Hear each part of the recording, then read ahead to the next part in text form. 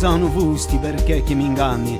Pour combien tu m'épuises et encore me condamnes? Tu étais paysan, pourquoi tu me trompes? E per chi fortuna, per quanto anari, di casa comune, di nevagi affari. Et pour quelle fortune, pour combien d'argent, de la maison commune tu te fais le marchand? Per chi negoziato, dimmi quanto costa, quanto allo mercato ha la mia risposta. Et pour quel contrat, et dis-moi à quel prix, combien ton marché compte ce que je suis.